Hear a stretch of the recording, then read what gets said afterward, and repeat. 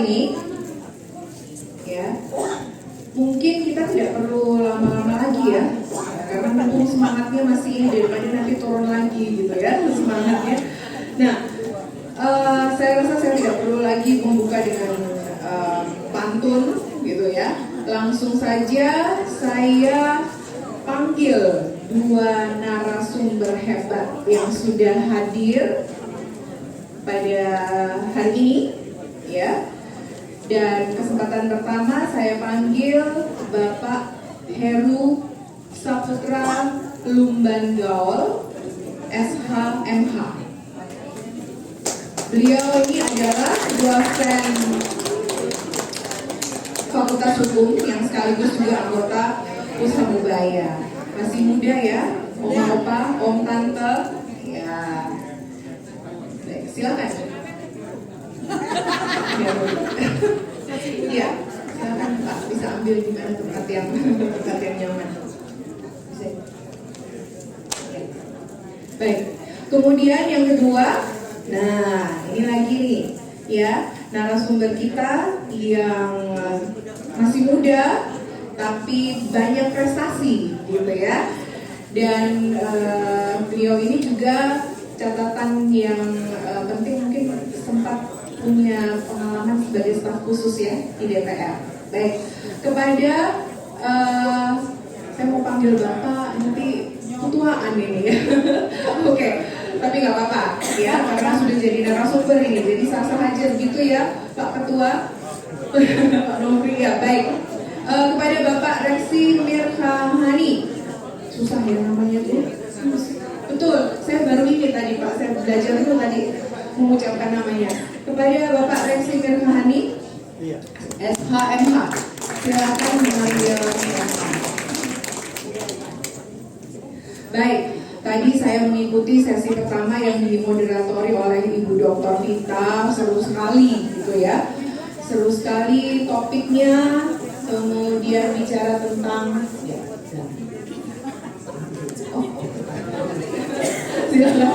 oh ini kayak diputar ini ya. Jangan, santai aja. Di sini kita kan forumnya forum santai dan seperti kekeluargaan gitu ya. Nah, tadi di topik pertama kita sudah bicara tentang sertifikat tanah elektronik.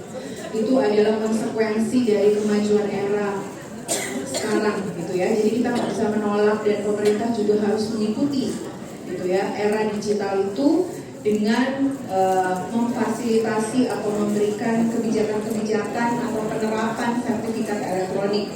Nah, kalau kita tadi bicara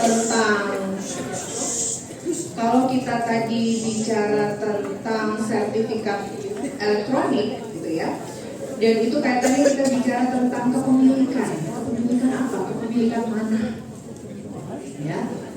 Nah, kepemilikan tanah yang legitimasinya itu di era digital ditandai dengan kepemilikan sertifikat elektronik gitu ya. Nah, tapi kepemilikan ini kan ada satu saat, Bapak Ibu, oma orang tante, ada satu saat harus beralih gitu ya. Atau mungkin kepemilikan kita memang kita tujukan untuk keturunan kita, atau ada keluarga yang kita sebenarnya ingin kita pastikan kesejahteraan untuk anak, untuk siapa gitu ya, yang nanti dia akan mengambil alih gitu ya kepemilikan tanah itu. Ini dalam konteks kepemilikan tanah ya. Dan kemudian lalu bagaimana peralihannya itu, pengalihannya bagaimana, atau istilahnya pewarisan tanah. Makanya judulnya ini pengurusan waris dan sertifikat tanah elektronik. Ini dua topik yang berkaitan ya. Pengurusan waris gitu ya. Sepertinya mudah gitu ya, bahwa dari orang tua akan turun ke anak. Tapi faktanya banyak kasus yang menunjukkan bahwa pengurusan warisan ini itu tidak mudah. Nah, kalau dalam konteks karena kita ini di kerukunan keluarga Kawanua ya, ada banyak kasus ya di Sulawesi Utara itu terkait dengan pengurusan waris, dan ada kaitannya juga dengan adat, ya, hukum adat. Contoh misalnya di sini ada beberapa judul kasus gitu ya yang saya sempat searching tadi singkat. Lumangkoi perkawinan dalam pembagian waris. Kemudian satu lagi, pembagian harta warisan secara adat pada masyarakat Bolaang Mondo. Nah, lalu kemudian kedudukan anak, ya, dalam hukum waris adat Minahasa, dan penyelesaian sengketa warisan di Kabupaten Minahasa Provinsi Sulut. Nah, itu bagaimana ya penyelesaian hukumnya gitu. Nah, di sini kita bisa melihat ya, kalau tadi kita bicara kepemilikan, nah ini kita bicara peralihan, ya, peralihan hak kepemilikan itu. Nah, sering ada kasus, ya, sering ada sengketa itu utamanya karena apa, Bapak Ibu, Oma, Opa, Om, Tante? Karena kita mungkin tidak tahu bagaimana ya cara mengurusnya, gitu. Atau mungkin kita sudah tahu, itu pun tetap dalam prakteknya tidak mudah, gitu. Ada beberapa hambatan-hambatan. Nah, di sini Bapak Ibu, Oma, Opa, dan Om Tante mungkin kami bukan menggurui, gitu ya. Tapi inilah kesempatan yang patut disyukuri bahwa K3S, gitu ya, menyelenggarakan seminar ini untuk memberikan pembekalan. Tidak hanya pembekalan saja, tapi kesempatan untuk konsultasi hukum gratis. Nah, Bapak Ibu, Oma, Opa, Om, Tante bisa nanti menggunakan kesempatan untuk konsultasi hukum gratis. Tapi rasanya lebih lengkap kalau semua tahu, gitu ya. Oh, ini loh hukumnya. Walaupun hanya dalam beberapa menit, tapi nanti bisa kita percepat, gitu ya. Jadi mungkin kita bolehlah dalam suasana kekeluargaan ini nggak terlalu taat asas. Pokoknya nanti Pak Reksi dan Pak Heru itu bisa menyampaikan dengan santai, dan kalau misalnya oma-opa terutama capek minta dipercepat, monggo silakan ya, karena nanti ada sesi konsultasi hukum gratis. Nanti mereka beliau berdua itu akan berupaya untuk bisa mempercepat, gitu ya, materinya. Baik, saya rasa tidak perlu berlama-lama lagi, gitu ya. Saya berikan kesempatan pertama kepada Pak Heru Saputra Lumanggaol. Nah, mungkin saya perlu bacakan kurikulum vitae beliau secara singkat ya. Bisa di-share-kan? Nah, di sini yang membantu saya juga adalah mahasiswa dari Fakultas Hukum Universitas Surabaya. Bisa? Ya. Mungkin bisa zoom lebih besar sedikit ya. Nah, di sini narasumber pertama kita di sesi kedua ini pendidikannya adalah yang terakhir S2 Magister Ilmu Hukum di Fakultas Hukum Universitas Gadjah Mada dan sarjana hukumnya dari Universitas Atmajaya Yogyakarta. Kemudian ada beberapa publikasi jurnal, ya, baik di tingkat nasional maupun internasional, yang mayoritas juga bicara tentang hukum adat, gitu ya. Nanti Om Tante bisa melihat bagaimana sih, apa pentingnya perlu tahu tentang hukum adat kaitannya dengan pengurusan waris ini. Kemudian selanjutnya, nah, ada beberapa penelitian ini. Memang kurikulum vitae singkat ya, karena hanya dalam beberapa tahun belakangan ini yang dikumpulkan. Ada 2 penelitian tentang analisis kritis kebijakan otoritas keuangan, kemudian pendekatan polluter Pace Principle pada aktivitas greenwashing, gitu ya, dan pengalaman organisasi kajian. Nah, nanti mungkin saya nggak perlu bacakan satu-satu. Nanti kalau perlu data lebih lengkap untuk narasumber bisa menghubungi panitia. Silakan Pak Heru Lumanggaol SHMH ini akan membawakan materi tentang hukum waris adat dalam perspektif hak asasi manusia. Silakan Pak Heru.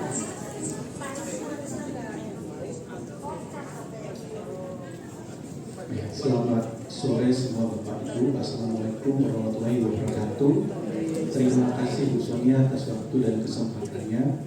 Bapak Ibu, saya juga berterima kasih diundang untuk dapat memberikan materi pada hari ini. Jujur saja ini adalah penampilan pertama saya di depan publik, gitu ya. Biasanya saya hanya mengajar mahasiswa di depan kelas, termasuk yang sebelah ini juga mahasiswa saya, gitu ya. Tapi hari ini saya mungkin juga diundang lagi oleh mahasiswa saya untuk menjelaskan sedikit secara teori, tapi saya coba akan kemas sesederhana mungkin. Kenapa kita perlu tahu sistem waris yang ada dalam adat dan kemudian apa relevansinya dalam perspektif hak asasi manusia. Oke, ini saya boleh sambil berdiri ya. Boleh. Ya, oke. Karena saya juga nggak kelihatan. Ini saya sembilan. Ya, Bapak Ibu, ya, kita semua tahu pasti kita akan meninggal. Itu pasti sesuatu yang pasti akan kita hadapi. Ketika meninggal, pasti ada yang akan kita tinggalkan. Nah, kemarin saya ngomong-ngomong sama bapak saya, kebetulan datang dari Pekanbaru, saya orang Batak. Saya nanya soal warisan, gitu ya. Saya baru nanya aja, saya dikira udah mengharapkan orang tua saya meninggal, gitu ya. Padahal tidak demikian, saya cuma ingin belajar. Bahkan kadang sebenarnya pelajaran waris yang paling tepat itu adalah langsung kepada sumbernya, yaitu langsung kepada masyarakat adatnya, gitu ya. Kalau saya ini anak muda mungkin sedikit-sedikit nilai adatnya itu terlupakan, apalagi sudah hidup di kota. Oke, sebelum saya masuk kepada materi, kita mau nonton dulu sebentar, Bapak Ibu. Boleh dibantu Mas Nadia? Tentang mungkin Bapak Ibu ada yang pernah menonton film How to Make Millions Before Grandmothers? Ya. Tentang waris, tapi ini di Thailand. Tapi ada hubungannya dengan kita. Kita adopsi juga sistemnya. Karena kalau yang merawat biasanya orang tua itu kan akan diberikan warisan lebih. Kalau dalam sistem waris kita di Jawa, Oriental itu harta gantungan.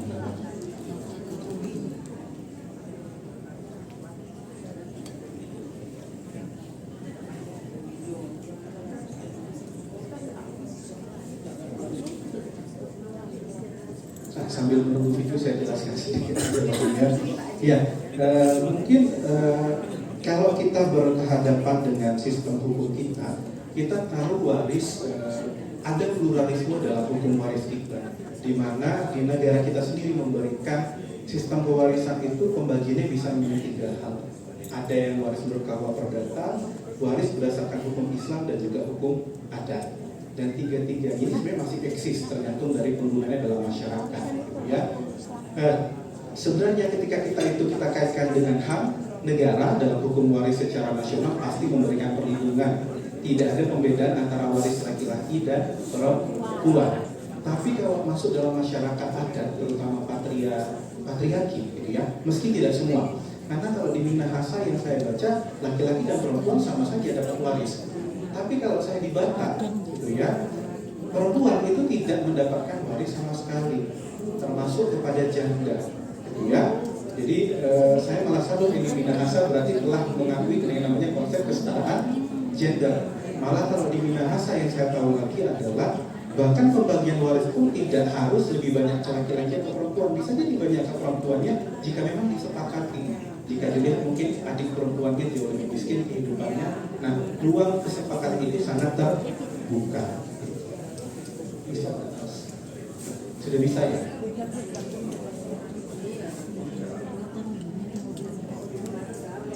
Volumenya tak dengar ya? Ya sudah, saya lanjutkan Bapak. Saya ceritakan sedikit di sini.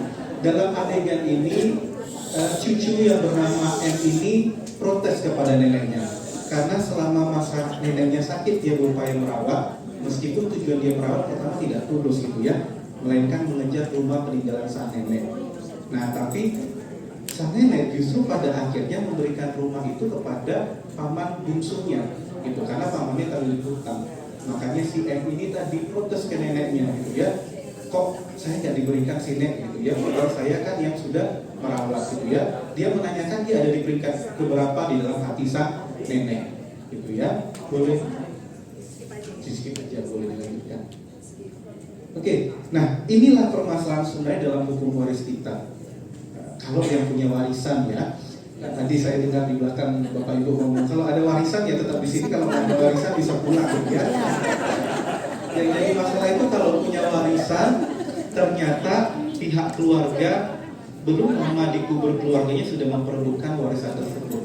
Tadi kayak seperti agen doktrin itu tadi ya, itu bisa sebenarnya diurus selama memang para kerabat itu tidak ada yang keberatan gitu ya. Tapi jadi masalah kalau ada yang keberatan. Makanya Hazairin mengatakan, Hazairin ini adalah salah satu ahli di bidang hukum adat. Dalam penjelasan waris adat itu wajib memperhatikan corak dari sistem kekerabatannya, baik itu patrilineal, matrilineal, dan parental atau bilateral.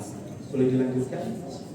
Nah, jadi ada perbedaan antara waris KUH Perdata dan waris adat. Salah satu yang paling menonjol adalah di dalam waris adat tidak mengenal istilah legitime porsi. Tapi kalau dalam waris di dalam perdata itu dikenal legitime porsi. Nah, kalau di hukum Islam bahkan sudah pasti bagian dari waris dari laki-laki 2 berbanding 1 daripada perempuan. Nah, bahkan kalau di dalam konsep hukum waris adat yang diwariskan itu tidak selalu hal-hal yang bisa dibagi, gitu ya. Contohnya adalah rumah yang ditempati secara bersama-sama. Kalau di Minahasa istilahnya kelakaran, tanah kelakaran, gitu ya. Kalau di Minangkabau itu rumah gadangnya itu tidak bisa dibagi. Jadi itu hanya bisa dinikmati secara bersama-sama. Berbeda dalam konsep waris dalam hukum perdata. Oke. Nah, ini yang paling penting. Kalau saya mengajarkan anak-anak di dalam ruang kuliah, saya selalu mengatakan bahwa asas dalam hukum itu adalah roh dari norma hukum. Karena ketika kita mengikuti asasnya, sebenarnya tidak ada sengketa yang akan terjadi.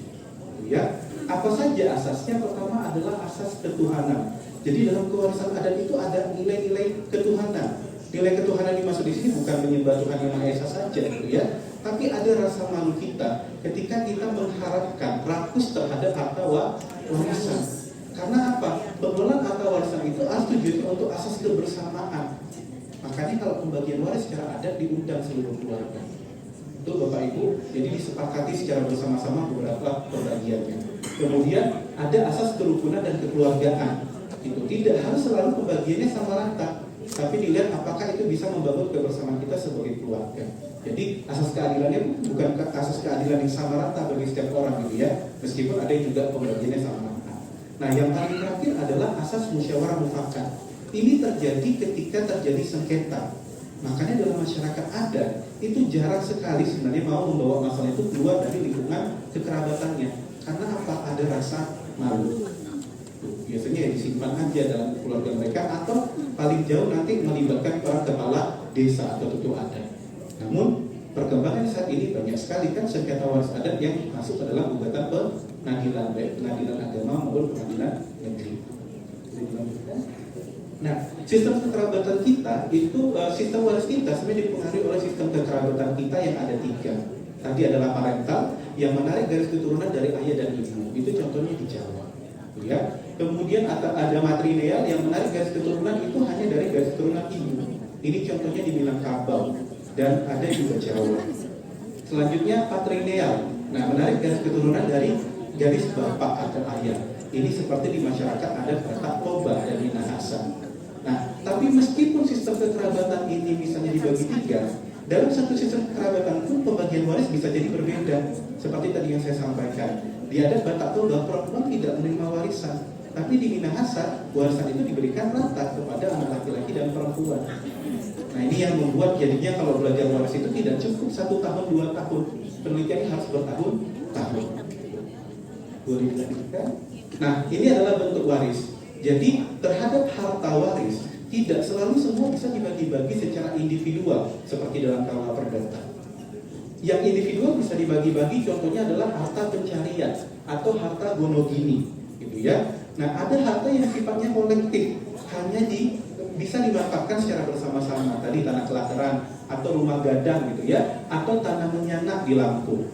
Kemudian ada waris bentuknya yang bersifat mayorat, hanya dikuasai oleh anak tertua laki-laki atau anak tertua perempuan. Nah, misalnya ini untuk rumah, gitu ya. Jadi kenapa diberikan kepada anak tertua? Karena anak tertua dianggap nanti akan bisa meneruskan untuk merawat keluarganya. Gitu. Nah, ini yang harus diperhatikan dalam pembagian waris. Jadi jangan sampai kita malah membagi tanah kelakaran atau rumah gadangnya malah dibagi-bagi menjadi individual. dijual itu atau digadaikan itu yang salah, itu yang tidak bisa. Nah harusnya hakim nanti ketika menerima kasus seperti ini bisa menggali nilai hukum yang hidup dalam masyarakat. Bisa dilanjutkan.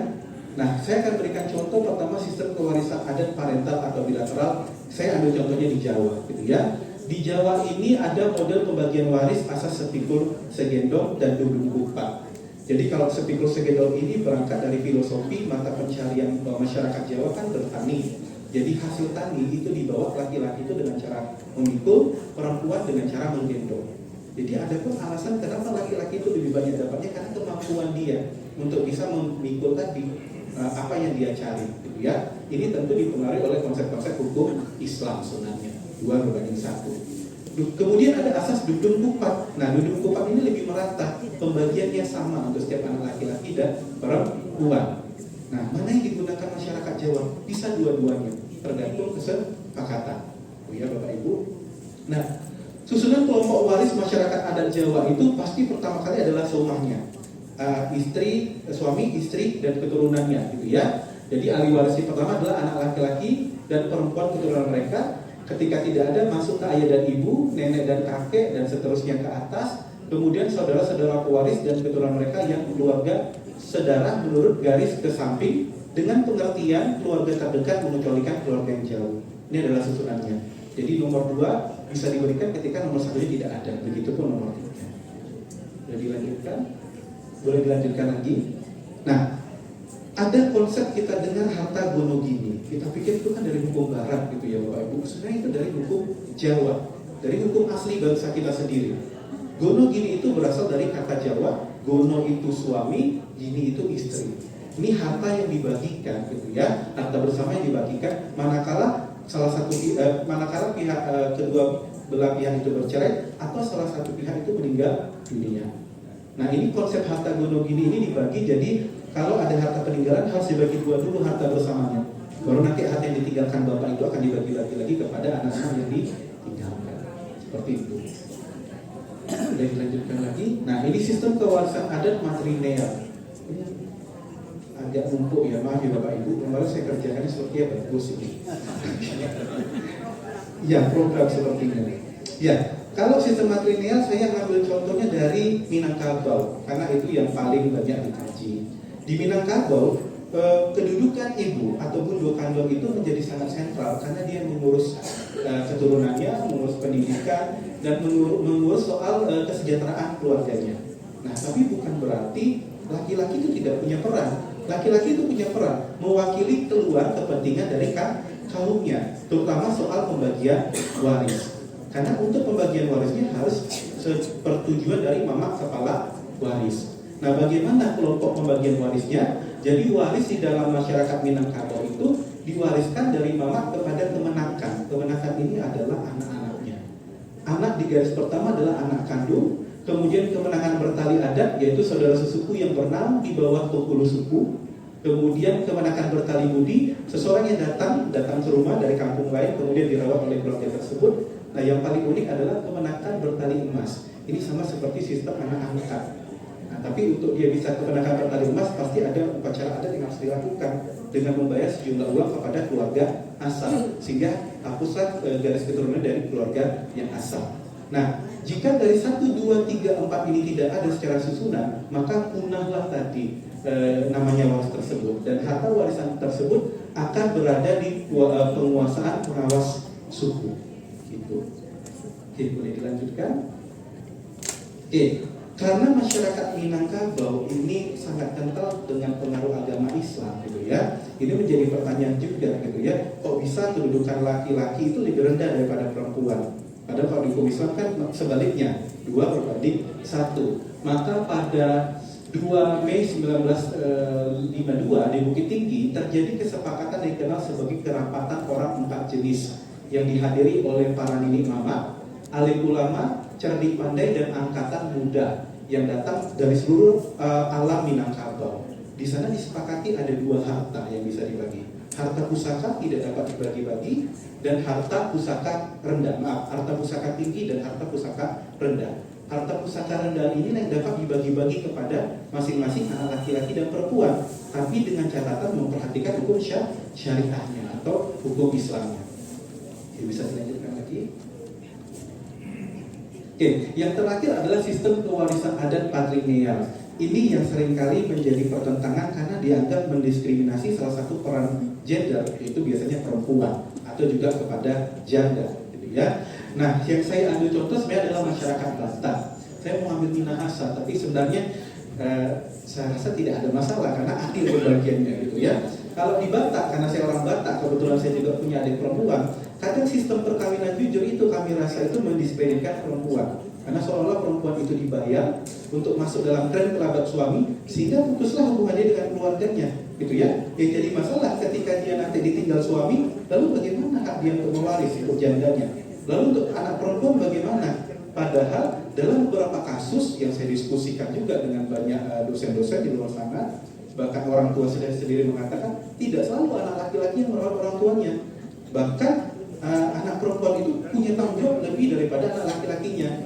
Jadi sandwich generation istilahnya, gitu ya. Nah, bagaimana kalau demikian? Berarti kan tidak adil, gitu ya. Sementara kedudukan perempuan itu jauh dianggap lebih lemah daripada laki-laki. Karena garis marga tidak diambil dari perempuan, tapi dari anak laki-laki.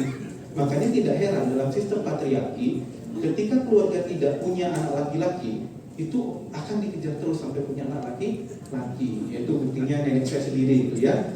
Anaknya ada 10, 8 itu perempuan semua, 2 baru laki-laki, gitu ya.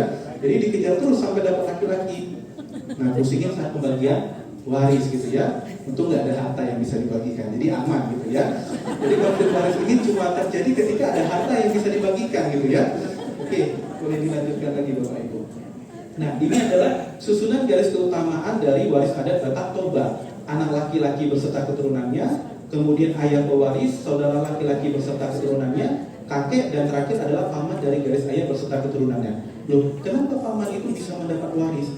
Karena sejatinya di dalam masyarakat Batak Toba, ketika ayah meninggal, anak-anak itu akan dirawat oleh kerabat pamannya yang laki-laki, dan itu akan menjadi tanggung jawab dari paman-pamannya. Bisa dilanjutkan. Nah, bagaimana kita melihat isu kesetaraan gender dalam hukum nasional kita, gitu ya? Karena kan berarti di sini ada dualisme hukum, gitu ya, atau ada pluralisme hukum di sini. Yang pasti adalah Undang-Undang Dasar kita itu telah memberikan perlindungan terkait prinsip kesetaraan gender. Dalam pasal 28I ayat 1 dan 2 menyatakan setiap orang bebas dari perlakuan yang bersifat diskriminatif atas dasar apapun dan berhak mendapatkan perlindungan terhadap perlakuan yang bersifat diskriminatif itu. Di ayat 2 dikatakan hak identitas budaya dan masyarakat tradisional untuk dihormati itu selaras dengan perkembangan zaman dan peradaban. Jadi hak tradisional itu diakui sepanjang itu selaras dengan perkembangan zaman. Nah, kemudian apalagi yang menguatkan kedudukan perempuan itu dilindungi di dalam hukum, kita juga bisa melihat pasal 1 angka 3 Undang-Undang Nomor 39 tahun 1999 tentang HAM, gitu ya. Didefinisikan di sana diskriminasi adalah setiap pembatasan, pelecehan atau pengucilan yang langsung atau tak langsung didasarkan pada salah satunya adalah jenis kelamin. Itu ya. Jadi itu termasuk pembedaan terhadap jenis kelamin itu adalah bentuk diskriminasi. Boleh dilanjutkan, Mas? Nah, di ayat 2 dikatakan setiap orang berhak atas pengakuan, jaminan, perlindungan dan perlakuan hukum yang adil serta mendapatkan kepastian hukum dan perlakuan yang sama di hadapan hukum. Jadi kalau ada sengketa waris antara anak perempuan dan laki-laki, seharusnya negara memberikan perlakuan yang sama. Nah, hal ini semakin dipertegas dengan peraturan Mahkamah Agung Perma nomor 3 tahun 2017 tentang pedoman mengadili perkara perempuan berhadapan dengan hukum, di mana salah satu asasnya adalah non-diskriminasi dan kesetaraan gender. Jadi ketika perempuan berhadapan dengan hukum, dia tidak dibeda-bedakan seperti dalam sistem patriarki. Boleh dilanjutkan? Nah, apa buktinya negara kita telah mengakomodasi sistem kesetaraan gender dalam pembagian waris? Kita bisa melihat dari putusan Mahkamah Agung Republik Indonesia tahun 1981 hingga tahun 2018 tadi, gitu ya Bapak Ibu. Karena di sana pada akhirnya kedudukan anak perempuan itu dianggap sama dengan kedudukan anak laki-laki. Baik itu tadi kita bisa lihat di Kabar Jahe, di Karo, juga ada di Lombok dan Bali, gitu ya. Nah, sama janda juga diakui seperti demikian. Jadi ternyata hakim pun dalam melakukan penemuan hukum dia sudah menggali nilai-nilai yang hidup di dalam masyarakat. Boleh di mati ya? Oke, sebentar saya lupa.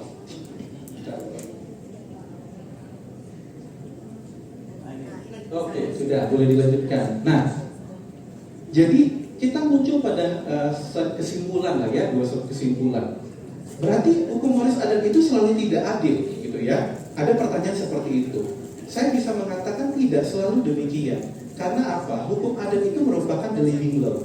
Hukum adat itu adalah hukum yang selalu hidup dan berkembang di dalam masyarakat. Dia dinamis, gitu ya. Jadi sebenarnya hukum adat itu sangat terbuka terhadap nilai-nilai yang baru. Buktinya apa? Buktinya di Karo sekarang atau di Batak anak perempuan pun diberikan waris. Atau cara yang paling gampang adalah choice of law. Meskipun dia orang adat, tapi dia memilih sistem hukum Barat atau hukum Islam, dan itu tidak ada masalah selama keluarganya sepakat, gitu ya. Oke, boleh dilanjutkan lagi. Nah, kalaupun sampai nanti masuk sengketa waris, gitu ya, karena ya kita udah mengupayakan yang terbaik, tapi ternyata hartanya terlalu banyak dan terjadi persengketaan, gitu ya. Apa yang dapat dilakukan? Hemat pendapat saya seharusnya 3 hal ini yang harus dilakukan secara berjenjang terlebih dahulu. Pertama adalah melakukan musyawarah keluarga. Jadi menghadirkan seluruh keluarga untuk membicarakan secara bersama-sama bagaimana pembagian warisnya. Sehingga tidak tadi rasa malu itu tidak dibuat di luar keluarga. Kemudian melibatkan musyawarah adat atau fungsionalis adat, gitu ya. Tadi kalau saya dengar ada beberapa wilayah itu kan nggak ada yang notarisnya ya Pak ya, gitu ya. Maka dia bisa menggunakan camat. Kalau di sini sebenarnya kalau saya tanya ke bapak saya, ada sengketa waris adat di Toba itu disesuaikan dengan oleh tetua adat, itu kemudian nanti dicatat menggunakan tulisan tangan, dan itu nanti bisa digunakan sebagai bukti kalau ada permasalahan kemudiannya. Hakim bisa menggunakan itu sebagai rujukan, gitu ya. Nah, kalau tidak selesai musyawarah keluarga dan musyawarah adat menggunakan fungsionalis adat, barulah kita masuk perkara di pengadilan. Nah, untuk yang beragama Muslim masuk di pengadilan agama, untuk yang beragama Islam masuk di pengadilan negeri. Nah, tapi konsekuensinya apa? Ketika kita sudah masuk ke dalam pengadilan, gitu ya, ya maka kan tadi rasa malu tadi itu kan tidak bisa kita tutupi lagi, gitu ya. Orang pasti akan tahu. Oke, boleh dilanjutkan? Malah memang nilai. Saya ingin nilai mewah. Apa dia bilang? Terjemahkan dia. Nanti saya langsung.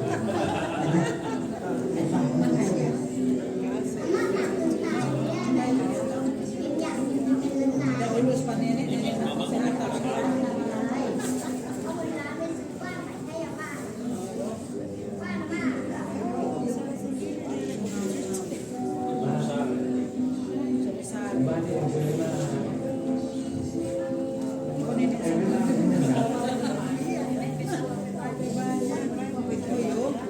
Kubur itu.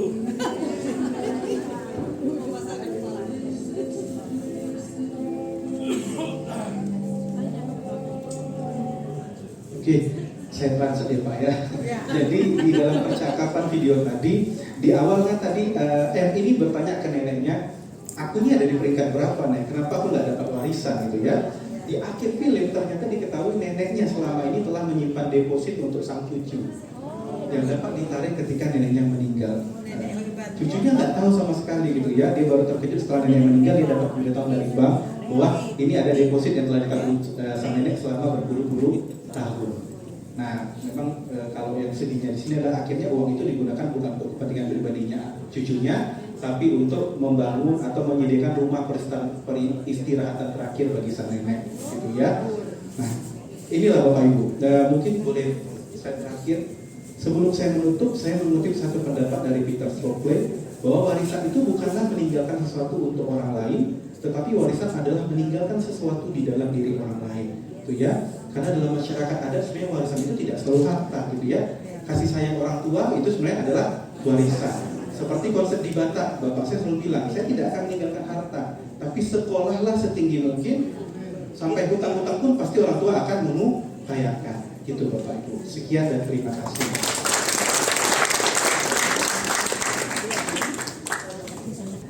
Ya Bapak Ibu, tadi sudah disampaikan sesi pertama bagaimana hukum waris dalam sistem hukum adat berhadapan dengan sistem hukum nasional dikaitkan dengan hak asasi manusia yang dijamin dalam konstitusi kita.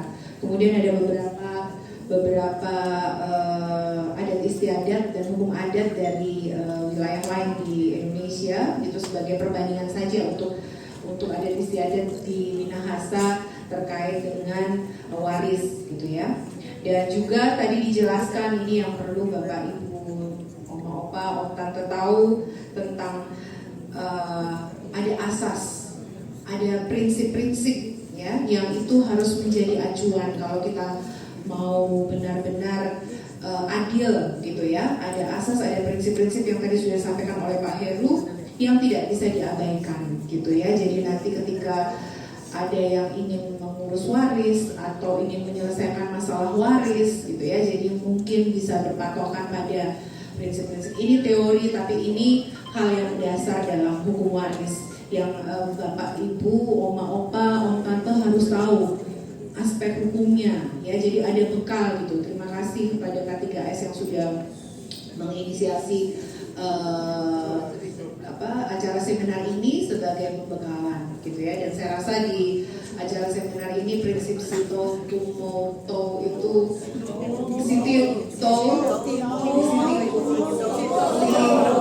Tumoto. Nah, saya soalnya orang Manado, lahir di Surabaya. jadi belum terbiasa itu. Nah, tapi itu prinsip yang bagus dan ini terlihat dirasakan sekali di dalam seminar ini bahwa kita saling memanusiakan antara satu dengan yang lainnya begitu. Dan rasanya semua saling melengkapi di sini, kompak gitu ya. Nah, itu tadi nanti mungkin bisa direnungkan sebelum Bapak Ibu memberikan pertanyaan gitu ya. Dan kemudian selanjutnya kalau tadi kita lihat dari aspek hukum adat atau adat istiadatnya terkait dengan waris, maka sekarang kita langsung belajar ya, atau mungkin melihat kembali tentang apa itu hukum waris itu, atau yang namanya waris itu apa gitu, yang akan disampaikan oleh perwakilan atau advokat dari Lex Krista & Co yang juga menjadi mitra kerjasama di dalam penyelenggaraan seminar oleh K3S ini. Dan sebagai narasumber di sini ada Bapak Reksi Mirkahani SHMH. Mungkin saya perlu, karena tak kenal maka tak sayang, maka ya kurikulum vitae-nya mungkin dari tim multimedia bisa di-share. Nah, Pak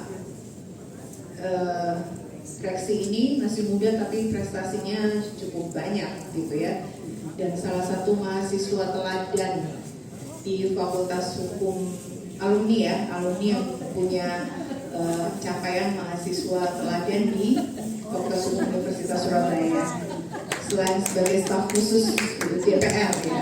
Nah, baik, ini nanti juga Bapak Ibu kalau perlu ya lebih jauh lagi dengan beliau, mau tahu histori atau biodatanya, silahkan bisa menghubungi Lex Krista & Co ya. Nah, riwayat pendidikan saya coba cepat saja.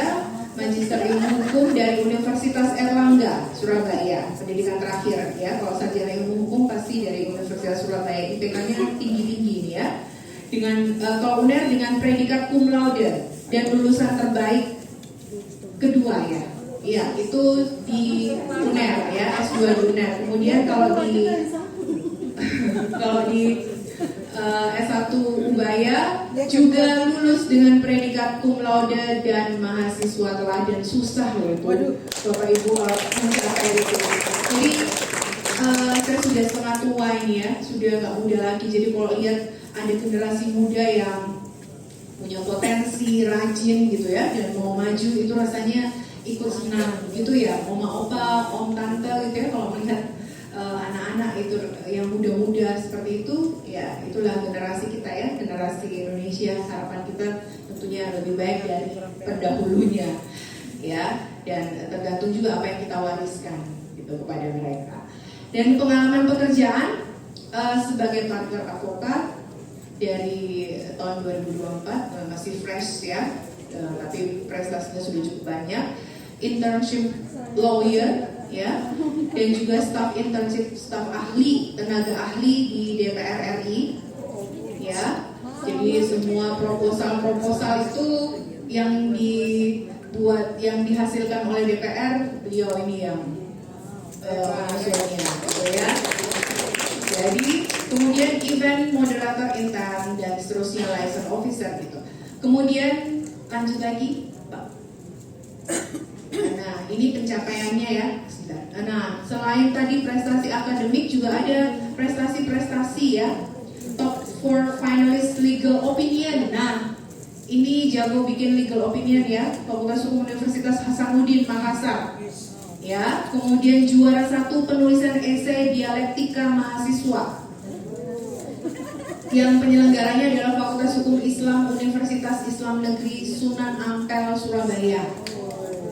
Dan kemudian juara 2 internal lomba debat bahasa Indonesia Universitas Surabaya. Lalu pelatihan dan sertifikasinya cukup banyak ya, dan publikasinya juga cukup banyak ya. As a lawyer, tulisan-tulisannya ada di jurnal-jurnal terakreditasi nasional peringkat Sinta kedua. Nah, itu ada di dosen-dosen ini Pak yang tahu ya. Sinta itu artinya peringkat jurnal yang beliau sudah tulis gitu ya. Maaf ini saya teringat karena mahasiswa saya.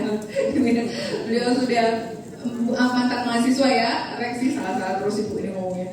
Ya, Sinta 2 ya. Nah, nanti harapannya nanti bisa masuk jurnal Scopus internasional ya Reksi. Oke, ya Pak Reksi ya. Silakan. Baik, rasanya udah cukup ya. Nanti kalau lebih detail lagi bisa hubungi Lex Presa & Co. Apa lagi Pak? Nah, Pak Reksi silakan dijawab. Masih bujang Pak. Ibu aja yang jawab ya, saya aja yang jawab. Ya, baik. Itu banyak yang bujang itu, konsultan hukum muda-muda Lex Presa & Co tuh banyak yang bujang-bujang itu. Nah, gitu ya. Mungkin ada yang mau jadi calon mantu. Pakar-pakar hukum. Baik, lanjut sekarang materinya apa? Langsung aja ini ya, to the point ya. Plain text ya, in English artinya to the point nih, pengurusan waris. Oke, silakan kepada Pak Reksi Mirhahani, SHMH, advokat kantor hukum Lex Presa & Co. Baik, mohon izin berdiri ya Bapak Ibu. Terima kasih Ibu saya, terima kasih Pak Heru. Keduanya adalah dosen saya di Fakultas Hukum Universitas Surabaya. Baik, Assalamualaikum warahmatullahi wabarakatuh. Shalom. Om Swastiastu, Namo Buddhaya, salam sejahtera untuk kita semua. Selamat sore Bapak Ibu sekalian. Perkenalkan, nama saya Reksi Mirhahani. Sebagaimana telah disampaikan oleh Ibu Sonia, saya advokat di Lex Presa & Co. Kantor kami di Surabaya Barat di Citraland dan home base-nya di Surabaya Bapak Ibu. Nah, saya berterima kasih sekali karena telah diundang di sini. Karena di akhir tahun 2024 kemarin saya habis dari Sulawesi. Nah, ketika saya kesini ada lalampa di meja, jadi saya ingat tadi. Itu lalampa enak sekali. Jadi kalau websitenya nanti jualan lalampa, saya mau ada nanti. Karena itu memang ya enak menurut saya. Ya kan? Baik Bapak Ibu, di sini saya akan sharing lebih tepatnya mengenai pengurusan waris di Indonesia. Boleh next.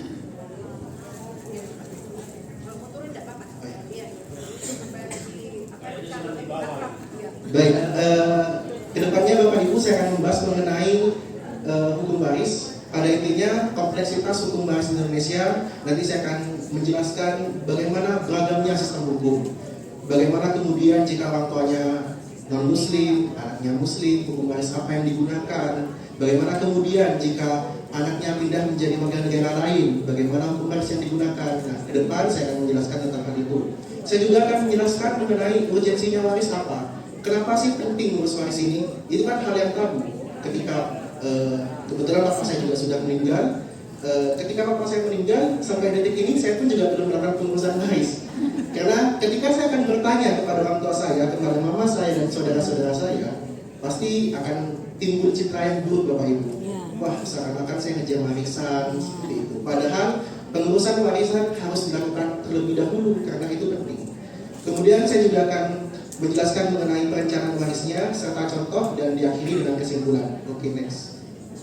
Bapak Ibu sekalian, jika kita melihat berita 2 minggu terakhir, 3 minggu terakhir belakangan ini, banyak sekali masalah warisan yang bermula dari masalah warisan. Yang pertama, rebutan warisan, picu pembunuhan adik dan keponakan. Wah, nyawa melayang ya Bapak Ibu ya. Kemudian juga rebutan warisan, pria di Jombang nekat bakar rumah peninggalan orang tua. Rumah yang seharusnya menjadi tempat pulang ya bagi kita anak cucunya ya kan, rumah peninggalan dari orang tua kita akhirnya harus dibakar karena mungkin pikirannya mas-mas tersebut ya udah biar sama-sama gak dapat dibakar gitu. Padahal itu bukan solusi yang terbaik. Kemudian juga ada potret hotel mewah di Mekah yang terbengkalai akibat pemiliknya poligami, anaknya rebutan warisan. Nah, Bapak Ibu sekalian, banyak sekali berita-berita dan ini 2 minggu terakhir ya Bapak Ibu. Jadi kalau Bapak Ibu bisa lihat tanggalnya, itu terakhir 15 November 2024, 3 minggu lalu 27 September 2024. Jadi masih baru-baru ini dan hot. Dan mungkin bagi kita pengurusan warisan memang tabu, gak bisa dibahas kan bagi kita, tapi sebenarnya pengurusan warisan harus terlebih dahulu dibahas. Next. Oleh karena itu ada beberapa urgensi pengurusan waris. Yang pertama, mencegah perselisihan antar ahli waris dan menjaga keharmonisan keluarga. Ada yang ingin keluarganya tidak harmonis setelah Bapak Ibu berpulang? Pasti tidak ada. Saya yakin satu pun saja tidak akan ada. Karena orang tua, saya paham, mereka bekerja susah payah, harta-hartanya hanya untuk anak-anaknya. Nah, oleh karena itu jangan sampai ketika Bapak Ibu tidak melakukan pengurusan warisan, harta-harta tersebut jatuh ke tangan orang lain. Jangan karena hal tabu Bapak Ibu memilih untuk tidak mengurus. Dan kita semua adalah salah satu orang yang memiliki hak untuk mengurus harta waris tersebut. Kemudian memastikan hak ahli waris yang sah. Bapak Ibu, ketika sudah jelas siapa hak ahli warisnya, seperti yang di sesi sebelumnya ada ibu yang bertanya bahwa anak cucunya banyak sekali ya kan tadi ya, kalau nggak salah ya, anak cucunya banyak sekali 120 ahli waris ya kalau nggak salah ya. Nah itu harus dipastikan terlebih dahulu apakah benar-benar demikian atau tidak. Nah jika Bapak Ibu sudah melakukan pengurusan waris, maka hal itu bisa dicegah. Kemudian menghindari penyalahgunaan harta warisan, dan kita lanjut yang terakhir, menghindari proses hukum. Bapak Ibu kalau sudah masuk proses hukum maka lama sekali. Walaupun saya advokat Bapak Ibu, saya tidak menyarankan pengurusan ahli waris, pengurusan waris di pengadilan. Lebih baik kita advokat dampingi, tapi kita urus secara baik-baik kekeluargaan, itu lebih baik. Kita akan berikan pandangan hukumnya yang demikian boleh, demikian tidak boleh, daripada harus di pengadilan yang diperebutkan harta satu kambing, yang dijual harga satu sapi, ya kan? Jadi itu tidak worth it sama sekali menurut saya Bapak Ibu.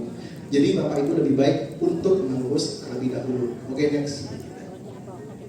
Hukum waris itu apa? Dari tadi kita sudah berbicara hukum waris. Hukum waris, apa itu hukum waris? Menurut Profesor Subekti, mohon izin untuk namanya sama. Hukum warisan itu mengatur akibat hubungan keluarga terhadap peninggalan seseorang.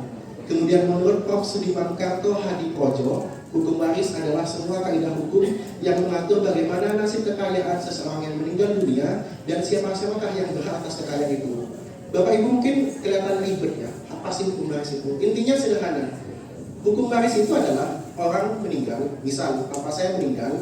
Nah, harta-harta papa saya ini mau dikemanain? Siapa yang berhak atas harta-harta itu? Apakah mama saya? Apakah saudara-saudara saya? Ataukah saya sendirian? Apakah saudara-saudara saya mendapatkan lebih banyak karena saya anak bungsu, saya tidak mendapatkan lebih banyak? Nah, hukum waris itu mengatur hal tersebut. Next. Kompleksitas hukum waris di Indonesia sangat banyak Bapak Ibu. Nah, inilah awal mula timbulnya perpecahan. Kita di Indonesia bebas memilih agama sesuai keyakinan masing-masing. Bapak Ibu misalnya beragama Muslim, anaknya nanti udah pindah keyakinan, boleh. Karena hukum Indonesia mengatur yang demikian. Misalnya hukum Islam itu berlaku bagi umat Muslim, dan yang berlaku adalah kompilasi hukum Islam. Di warisan perdata itu berlaku bagi warga negara non Muslim, dan yang digunakan adalah bergelik red book atau BW atau kitab undang-undang hukum perdata. Dan yang terakhir hukum adat, sebagaimana telah dijelaskan oleh Pak Ibu, saya tidak akan ulang lagi. Adanya 3 hukum yang penting ini Bapak Ibu, itu melahirkan sebuah perbedaan. Misalnya di prinsip warisan, Islam itu ditetapkan berdasarkan hubungan darah sama agama. Jadi kalau di Islam itu anak saya, yaitu dia mendapat waris.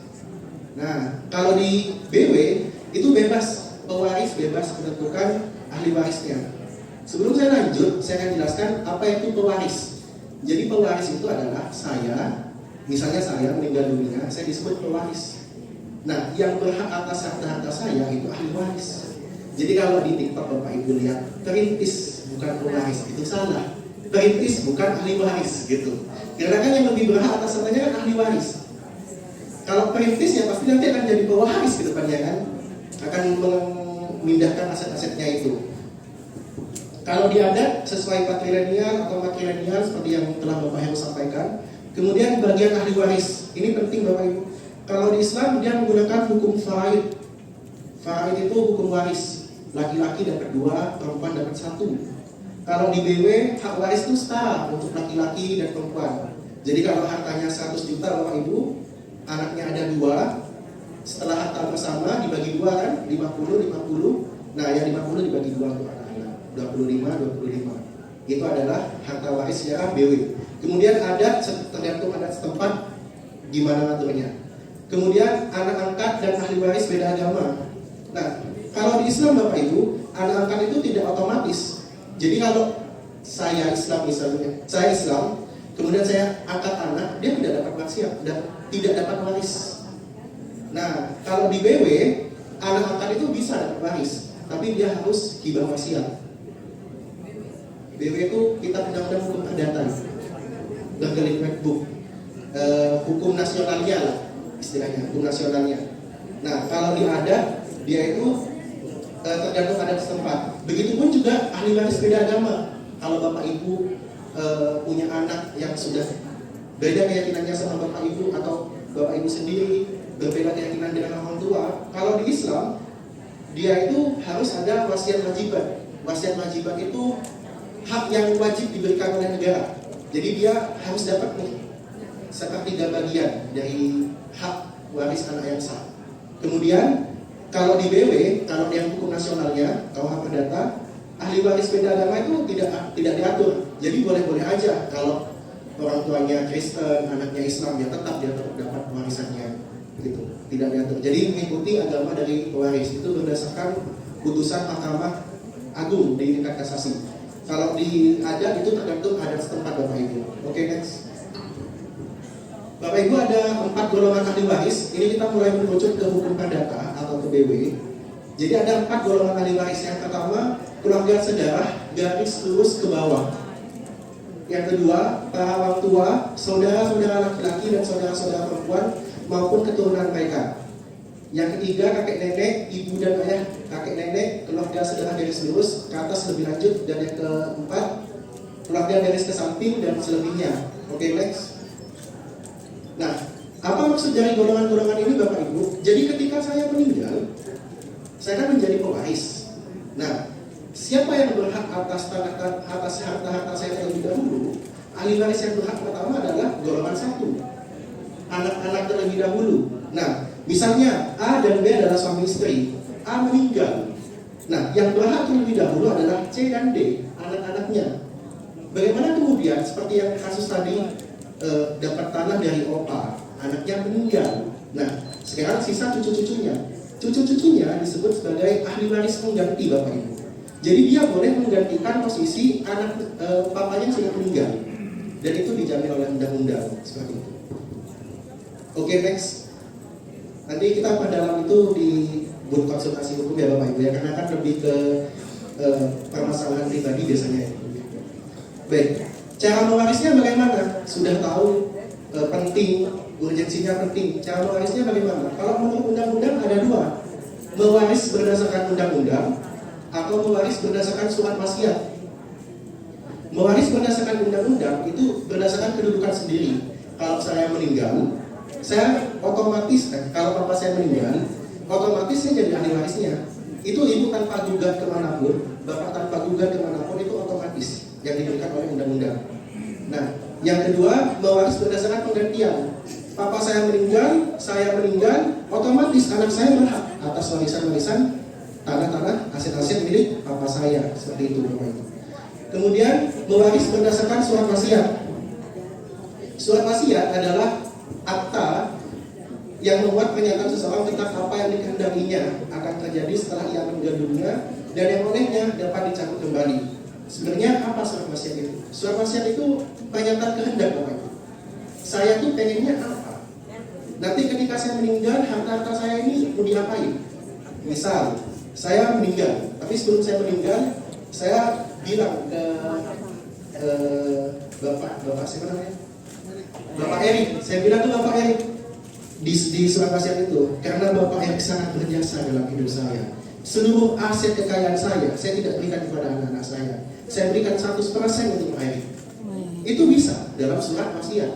Nah, ketika saya meninggal, surat wasiat tersebut akan diberitakan oleh notaris kepada ahli waris saya, kepada keluarga saya. Yang awalnya keluarga saya senang, wah rezeki nongkrong ya kan. Ternyata ahli waris, ternyata harta-hartanya sudah diberikan kepada Pak Erik. Apakah yang demikian boleh secara hukum? Boleh. Tidak boleh Bapak Ibu. Jadi dalam pemberian harta waris Bapak Ibu itu ada namanya LP, legitimate property. Jadi saya bebas memberikan harta saya kepada siapa saja, tapi ahli waris yang telah dijamin oleh undang-undang, anak-anak saya, senakal-nakalnya, sebejat-bejatnya mereka harus dapat. Oh, harus. Jadi walaupun anak itu nakal sedemikian rupa, nakalnya pokoknya dibilang dulu lah, dibilang logika. Nah itu harus dapat wasiat, harus dapat harta-hartanya. Nah, ada 3 bentuk surat wasiat Bapak Ibu. Yang pertama, wasiat holografis. Wasiat holografis itu wasiat yang ditulis. Misalnya ibu menulis wasiat di rumah. Nah, setelah ibu nulis wasiat, kayak di film-film di Indonesia itu Bapak Ibu. Nah, Bapak Ibu serahkan ke notaris. Nah, ini saya akan menyerahkan wasiat, tapi notaris bisa buka. Nah, oh iya, nanti ketika saya meninggal, sampaikan wasiat ini kepada anak cucu saya. Itu wasiat holografis. Yang kedua, ada wasiat umum. Wasiat umum itu ibu nggak bikin di rumah. Ibu ke kantor notaris, ibu bikin. Nah, yang ketiga, wasiat rahasia. Wasiat rahasia itu ibu bikin di rumah, ibu tanda tangani, ibu tutup, ibu kasih ke notaris. Notaris pun nggak boleh buka. Nah, itu yang banyak di Indonesia, jadi kejutan kan. Nah, yang ketiga itu adalah wasiat rahasia namanya, atau testament tertutup. Nah, Bapak Ibu bebas menggunakan yang mana aja. Asalkan, kalau menurut saya, kalau saya boleh memberikan saran Bapak Ibu, lebih baik wasiatnya tidak lagi mengandung cacat hukum. Seperti tadi 100% diberikan semua, kan nanti anak-anaknya masih gugat lagi ke pengadilan untuk mendapatkan bagiannya, dapatnya cuma 10 juta, lurusnya 30 juta, kan sayangnya ya Bapak Ibu ya. Oke, next. Nah, apa itu hibah wasiat? Jadi ketika ada waris, ada namanya hibah wasiat atau ligan. Hibah wasiat itu suatu penetapan wasiat khusus berupa pemberian beberapa benda dari suatu jenis tertentu kepada seseorang atau lebih. Nah, penerimanya disebut ligataris. Ligataris itu bukan ahli waris di luar, tapi karena ia tidak mempunyai hak untuk menggantikan waris, tetapi yang mempunyai hak untuk menagih pada ahli waris agar ligat dilaksanakan. Contohnya, saya ke Pak Erik lagi ya. Saya ada mobil satu di rumah. Nah, sebelum saya meninggal, saya tulis hibah wasiat. Hibah itu kan pemberian Bapak Ibu. Hibah. Nah, mobil ini ketika saya meninggal akan saya berikan kepada Bapak Erik. Nah, itu namanya hibah wasiat. Pak Erik disebut sebagai ligataris. Nah, Pak Erik hanya bisa menagih kepada ahli warisnya, kepada anak-anak saya nanti ketika saya sudah meninggal. Seperti itu. Next.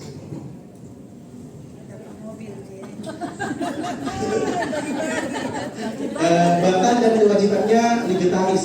Nah, kapan ligataris atau penerima hibah itu batal nggak jadi dapat mobil misalnya.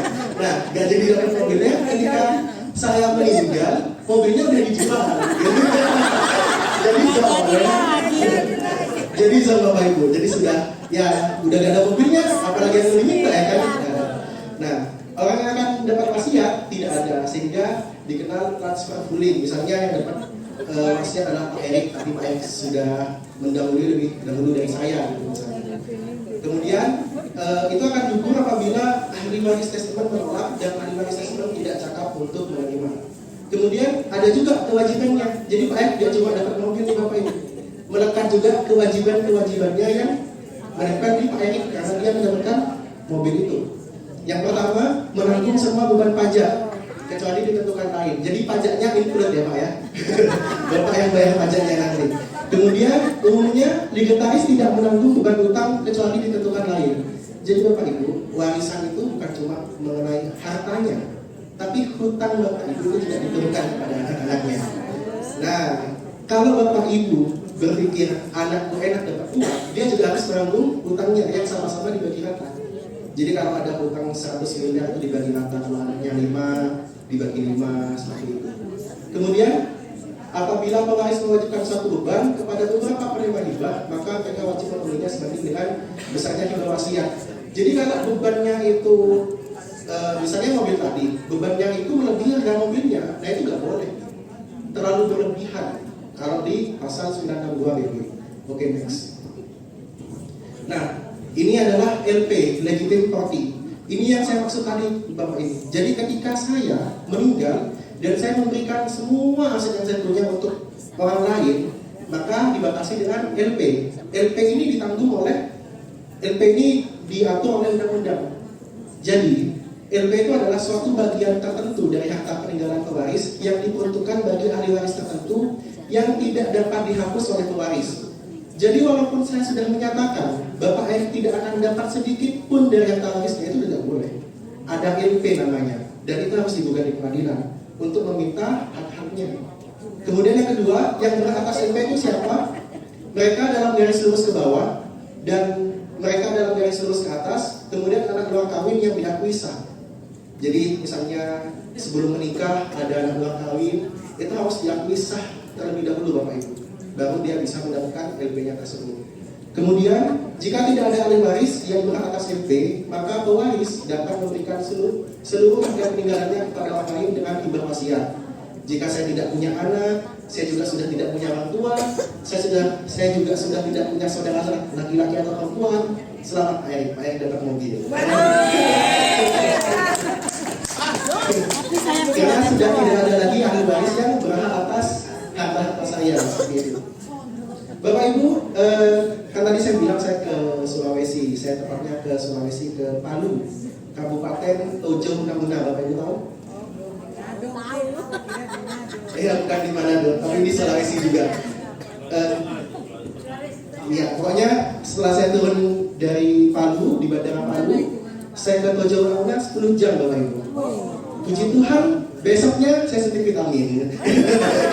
Karena itu perjalanan darat jalannya belok-belok ya Bapak Ibu ya. Itu bikin saya sedikit kaget ya. Karena jalan di Jawa kan lebih lurus ya Bapak Ibu. Nah, kami di sana menangani klien waris Bapak Ibu. Jadi klien kami memiliki 300 sertifikat tanah SHM. Nah, 300 sertifikat tanah tersebut sedang diperebutkan oleh generasi kedua. Jadi itu dari opanya turun ke anaknya, turun ke generasi ketiga. Nah, angka sepupu lagi bertengkar. Kalau menurut kita berebut waris itu adalah kayak maruk gitulah istilahnya. Tapi ketika saya mengurus harta warisan tersebut, saya jadi berubah mindset Bapak Ibu. Menurut saya dia tidak maruk, tapi dia lebih ke menghargai perjuangannya seorang ayah. Ketika ia berjuang, mencari uang untuk mewariskan kepada anak-anaknya. Ketika bapaknya meninggal, kenapa kok warisan hartanya mau diambil orang lain? Kan gak fair. Nah, jadi lebih baik kita memandangnya seperti itu daripada kita memandangnya untuk rebutan waris. Karena saya percaya tidak ada satupun orang kaya, orang sukses yang kaya karena harta warisan. Kalau dia berebut ya Bapak Ibu, kecuali dia memang benar-benar mendapatkan bagian kerja dan seterusnya. Bapak Ibu yang kami tangani, dia menyatakan, jadi saya punya saudara. Nah, saya dan saudara saya itu menyatakan bahwa kami penghadap saya dan penghadap saudara saya merupakan saudara kandung yang memiliki tanah-tanah dan bangunan daftar terlampir. Itu yang terlampir 300 sertifikat Bapak Ibu. Dan semuanya ada SHM-nya. Nah, jadi kalau BPN bilang mau dielektronikkan, nah itu kerjaan saya lagi Bapak Ibu. Nah, kedua, frasa yang kemudian menjadi perdebatan Bapak Ibu, bahwa tanah-tanah tersebut merupakan tanah warisan kami yang belum terbagi. Nah, jadi kedua saudara ini bilang kalau harta-harta ini belum terbagi, padahal sudah atas namanya. Kalau Bapak ingat tadi materi yang pertama, SHM adalah pemegang hak terkuat. Nah, ini sudah SHM atas nama saya dan saudara saya, tapi masih digugat di pengadilan. Saat ini kasusnya sedang kasasi. Semoga ada jalan yang terbaik lah Bapak Ibu, karena kami juga berdoa ketika menangani perkara tersebut, semoga harta waris ini benar-benar jatuh kepada yang berhak. Jadi kami juga lawyer gak serta-merta demi kepentingan klien kami, tidak, kami juga berdoa semoga ini jatuh kepada yang berhak, karena juga tidak adil bagi saya ketika saya membela orang yang salah. Oke, next. Kemudian ini yang kedua Bapak Ibu, juga di lokasi yang sama, dia memiliki 60 SHM. Nah, sehubungan dengan hal tersebut di atas, maka saya menyatakan bahwa anak saya, jadi saya punya anak Bu, ceritanya kasus ini. Nah, anaknya itu nakal, bukan ayah lagi, ayah udah dapat mobil.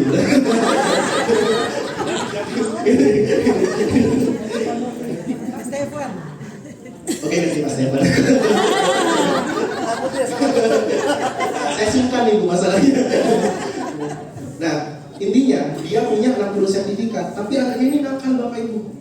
Jadi kalau di Ampara sana kan kotanya Ampara Bapak Ibu ya. Untuk jual tanah itu nggak perlu notaris dulu, nggak perlu kecamatan dulu, langsung ini tanah papa saya mau jual. Wah, itu langsung bisa tuh tanda tangan. Nah, papanya tuh udah mewanti-wanti, jangan jual-jual lagi aset-aset saya. Nah, masih gak didengarkan, masih ngejual, kan ada pohon kelapanya Bapak Ibu.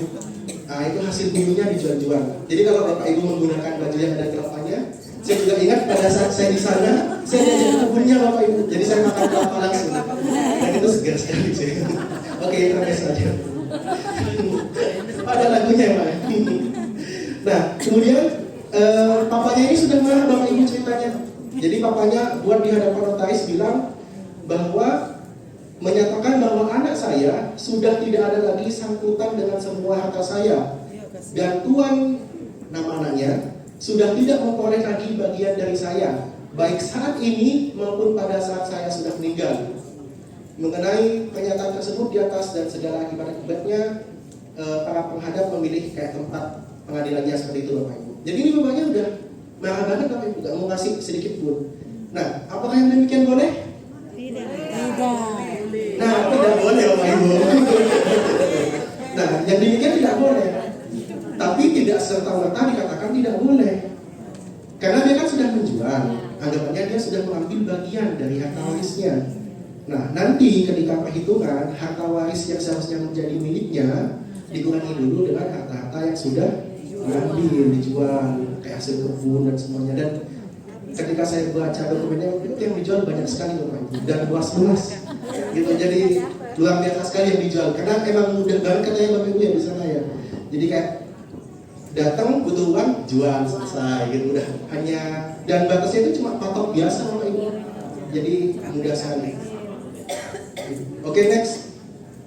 Nah, terakhir Bapak Ibu, saya ingin mengingatkan kepada Bapak Ibu, kalau saya boleh memberi saran, ada juga tindak pidana berkaitan dengan pengurusan waris Bapak Ibu. Jadi dalam pengurusan waris nanti Bapak Ibu kalau memang harus mengurus, lakukan dengan kehati-hatian. Nah, ada beberapa tindak pidana. Yang pertama misalnya pemalsuan dokumen waris. Nah, orang tidak ada wasiat dibikin seolah-olah ada wasiat. Itu kan banyak sekali, apalagi di film-film Indonesia itu banyak sekali Bapak Ibu ya. Nah, kemudian ada dokumen lain untuk mengklaim, misalnya pura-pura ayahnya memberi hibah padahal tidak pernah memberi hibah. Kemudian juga penggelapan harta warisan. Jadi kalau penggelapan itu Bapak Ibu, ketika papa saya meninggal, aset-aset yang belum dibagi itu tidak boleh diapa-apain dulu Bapak Ibu. Ketika Bapak Ibu ditinggali diwariskan harta karena salah satu orang tua bapak ibu meninggal, itu jangan diapain dulu. Kalau iya, itu berpotensi menjadi penggelapan. Bapak ibu bisa dilaporkan ke polisi. Kecuali sudah kesepakatan bersama, misal bapak ibu 5 bersaudara sepakat nih tanah papa yang ini dijual, nah itu nggak apa-apa. Tapi kalau belum disepakati oleh 5 orang tersebut, jangan, karena itu berpotensi pidana.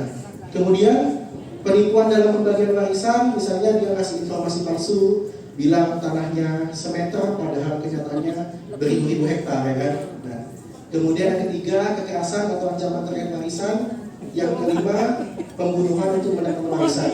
20 tahun yang akan mendatang, harga tanah sudah naik, kebutuhan sudah semakin banyak. Jadi isi kepala saya bukan lagi harta orang tua, tapi ingin mendapatkan lebih banyak. Itu sifat manusiawi, dan saya rasa semua orang punya, tapi bagaimana kita bisa menurunkan sifat manusiawi tersebut. Baik Bapak Ibu, mungkin itu saja yang dapat saya sampaikan. Semoga bisa memberikan manfaat. Sekian, wassalamualaikum warahmatullahi wabarakatuh. Salam dan salam sejahtera untuk kita semua, dan selamat sore Bapak Ibu.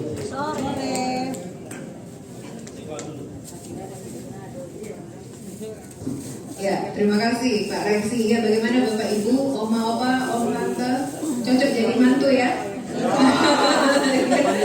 Ya, mereka ini tim Lex Krista & Co ini hadir berenam ya, begitu ya Pak Christian?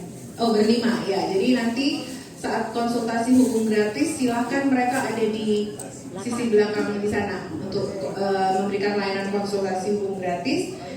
Dan kemudian ya, bagaimana Bapak Ibu, masih kurang? Rasanya seru ya, makin seru ya kalau mau mendengar itu. Dan ini topik ini tentang pengurusan waris itu sesuai dengan permintaan dari Bapak Ibu semua sebenarnya, yang difasilitasi oleh KPS. Jadi dipergunakan kesempatan ini terutama nanti untuk konsultasi hukum. Kemudian materi ini Bapak Ibu bisa bawa ya, nanti kami share. Inilah pegangan gitu. Jadi ketika ini nggak cuma untuk yang punya harta yang mau diwariskan aja ya. Yang nggak punya juga, jadi jangan pulang. Ini juga mungkin bisa jadi apa? Bisa di-share gitu ya ke teman-teman, saling berbagi ya, saling tolong menolong kita. Jadi walaupun nggak punya harta atau nggak ada berurusan, ini disimpan. Ini pengetahuan yang mungkin bisa nantinya kita membantu orang lain gitu yang membutuhkan. Baik, Bapak Ibu, ini tanya jawab, sudah nggak sabar nih, sudah saya mau tanya jawab ini Pak Erick. Ya, baik, waktunya kurang lebih sekitar sampai ini waktunya ya, mau sampai malam katanya. Gimana nih Pak Heru, Pak Reksi ini? Ya, kita usahakan nanti selesai jam 5 tepat. Jam 5 tepat ya. Baik, dari sisi kiri saya ada berapa yang ingin mengajukan pertanyaan yang lebih dulu ya? Oh, ini banyak sekali. Pak Stephen mau dibantu Pak. Yang lebih dulu 4 ya, oke. Tapi yang lebih dulu nanti mungkin bisa Pak yang pakai topi. Mungkin nanti nama dan asal. Sisi kiri dulu ya.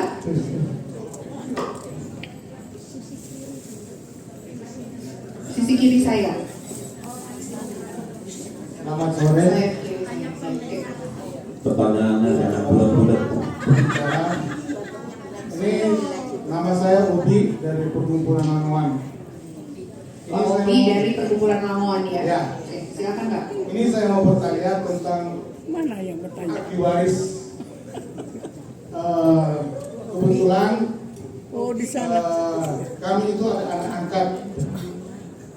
angkat yang menguasai semua. Suara nggak bisa keluar sini. Jadi kita ada kakak adik 5 orang. Setelah perceraian orang tua, kawin lagi bapak kami. Bapak kami kawin setelah 15 tahun, mengambil anak angkat. Setelah orang tua laki-laki kami meninggal,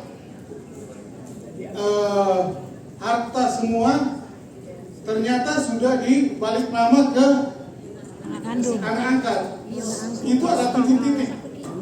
7 titik pabrik, toko, rumah itu ada 5. Dengan nominalnya 1 titik itu 5 yang lebih. Semuanya kita tidak dapat apa-apa. Jalan keluarnya gimana, Pak? Sudah? Terima kasih. Pak Obi, itu pertanyaannya dari Perkumpulan Lamuan. Mungkin bagaimana Pak Reksi? Ini ditujukan kepada siapa, Pak Obi? Pertanyaannya kepada Pak Reksi atau Pak Heru? Pak Reksi, oke.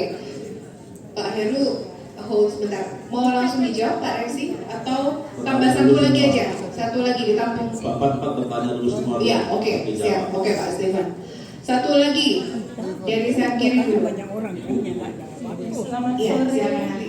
Kita meminta Silakan Bu. Sore, nama saya Ivana Bobo. dengan dia Saya kasih uang. datang dari keluarga yang kecil. Bisa. Dan kami itu berapa generasi cuma 1, 2, 1, 2. Banyak orang. Jadi papi saya anak tunggal, Hari ini hari apa? mami saya 2 bersaudara. Di mana? Nah, yang saya mau pertanyakan ini sebetulnya bukan tanah kami, tetapi karena kami keluarga kecil, dari papi saya tidak punya tante, dari mami saya, mami punya adik laki-laki, namanya Om Yori, dan Om Yori itu punya istri, namanya Tante Dor. Nah, yang saya mau ceritakan di sini, ini mungkin nyambung tadi dengan yang sesi pertama. Jadi begini, di sekitar tahun 80-an atau tahun 90 awal, tante saya sama om saya ini, mereka punya tanah 4 hektar lebih dan sudah disertifikatkan. Kemudian sepupu tante saya, karena dia ada hutang di bank yang sudah tidak lancar, rumahnya dari sepupu tante, anggap aja itu namanya Bapak A ya. Nah, jadi dia karena rumahnya sudah mau diambil sama bank, malam-malam dia datang ke tante saya karena mereka sepupu. Dia bilang, Ngana punya tanah yang besar, ada sertifikat, boleh nggak kita pinjam sertifikat? Nanti Ngana punya hutang di bank yang zaman itu tante saya utang buat tokonya cuma 5 juta rupiah. Dia sudah bayar 2,5 juta rupiah. Dia bilang nanti yang 2,5 juta rupiah saya yang lunaskan di bank yang sama. Waktu itu Bank Dagang Negara. Tante saya yang tidak mengerti prosedur bank, yang mana sertifikat kalau sudah dipinjam orang lain, dibikin seperti ada AJB, dipindahnamakan atas peminjam yang baru. Dia tidak ngerti prosedur itu, jadi dipinjamkanlah. Nah, tante saya sama om saya kemudian bergantian pergi ke Jepang kerja. Jadi tante saya pikir urusan dengan sertifikat itu yang katanya cuma dipinjam beberapa bulan, dia pikir sudah selesai, sudah disimpan om saya. Kemudian Langsung pertanyaan. iya, saya perlu cerita karena biasanya orang, saya kasih 2 menit saya selesaikan ini. Nah, om saya juga merasa sertifikat asli itu sudah dikembalikan ke tante saya waktu om saya yang giliran ke Jepang, bergantian mereka ke Jepang. Tiba-tiba pada tahun 2013-14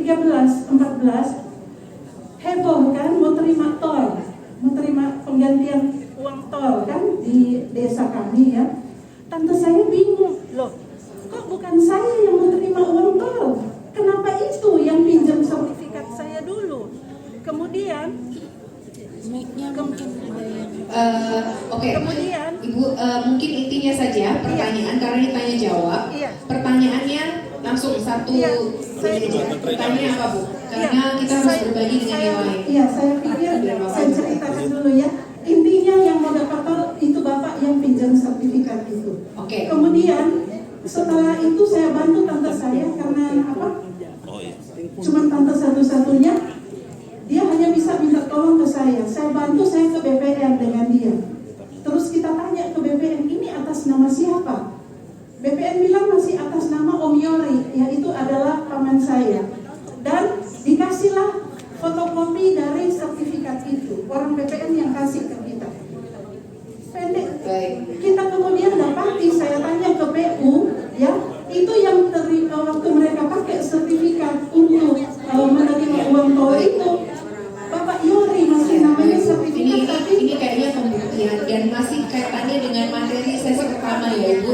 Nanti, ya, nggak apa-apa. Tadi sudah ada pertanyaan. Mohon maaf Ibu, karena kita harus berbagi dengan yang lain. Jadi nanti akan ada konsultan di belakang gitu ya. Terima kasih. Kemudian selanjutnya yang ketiga, Pak Dr. James dulu. Nanti kalau yang nggak sempat, mungkin nanti lanjut di sesi konsultasi gratis ya Ibu. Karena nggak mungkin semua. Silakan Pak Dr. James. Pertama tentu saya ajukan ke Pak Lumatkau. Baik, ke Pak Heru ya Pak pertanyaannya. Ya, silakan Pak. Itu hukum adat dengan hukum BB itu mana yang lebih kuat? Karena yang di Singapura ada hukum adat dikalahkan oleh keputusan dari Libandu. Yang orang tua dulu di depan orang tidak punya uang minta uang.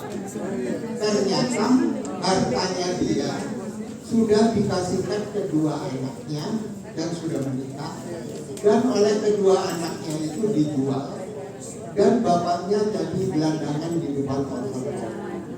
Kemudian Libandu marah bilang batal. Mulai sekarang hukum di Singapura sebelum orang tuanya meninggal warisan tidak boleh ditutup. Nah itu berarti bininya itu lebih kuat daripada hukuman. Gitu. Kemudian yang kedua ke bapak itu supaya sama-sama ada tahu. Kalau ada anak angkat yang namanya oleh pengadilan diharuskan untuk dirubah jadi nama keluarga yang mengangkat, tapi yang mengangkat itu punya saudara-saudara juga, dan mereka bilang, loh sebetulnya kita yang saudara-saudara punya hak waris. Tapi kalau orang yang punya anak angkat itu bilang tidak, semua warisannya mau dijatuhkan ke anak angkatnya itu, yang kebetulan cuma satu-satunya ya. Itu boleh nggak? Karena kalau ada saudara lainnya, tentu biasanya kalau saudaranya susah dan apa, bisa minta tolong ke saudaranya. Tapi kalau anak angkat yang tidak ada saudaranya sendiri, cuma dia sendiri, ya semua warisnya ditaruhkan ke anak itu dengan maksud kalau dia butuh duit, kemudian hari ada kesusahan, dia boleh jual sedikit-sedikit. Ya, mana yang berlaku? Terima kasih. Terima kasih atas kesempatan. Nama saya Mendy Lani dari Perkumpulan Ades dan Perkumpulan Mau Bisa. Pertanyaan saya yang pertama, orang tua kami mempunyai warisan dari orang tua kami itu sudah meninggal. Warisannya biasanya ke ibu ya. Saya bertanya ke Pak yang pakai jas hitam. Ya. Iya, saya tanya aja. Silakan. Terus warisan itu masih atas nama orang tua yang sudah meninggal.